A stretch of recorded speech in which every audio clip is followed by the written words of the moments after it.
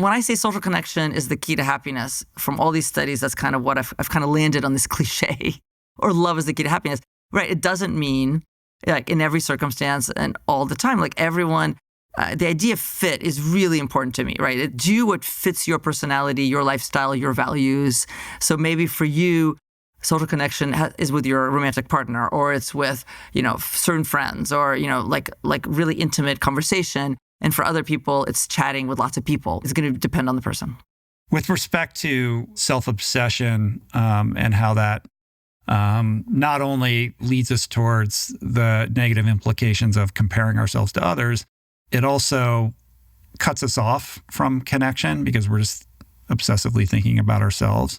An antidote to this, I'm a long time person in recovery.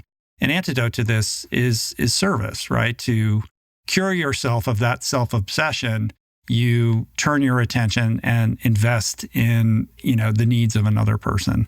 And it's pretty reliable. It works really well. And I'm curious about whether there are any studies on this specifically. Well, great question. And I can start with my own studies, because that's exactly what we find. And that's exactly the conclusion that we make, which is that anything you can do to take your mind off of yourself and direct it onto something else.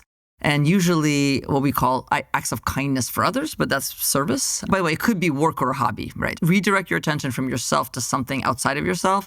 The paradigm that we use is we ask people for a month to do 3 acts of kindness every week for a month, right? So usually on the same day. So let's say every Monday.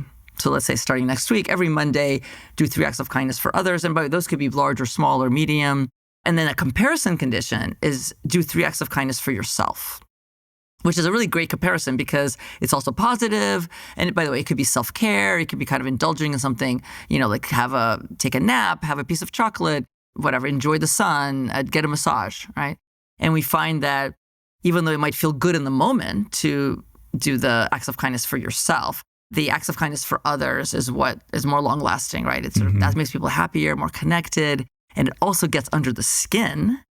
So we've also done studies where we collect blood before and after this very same kind of paradigm.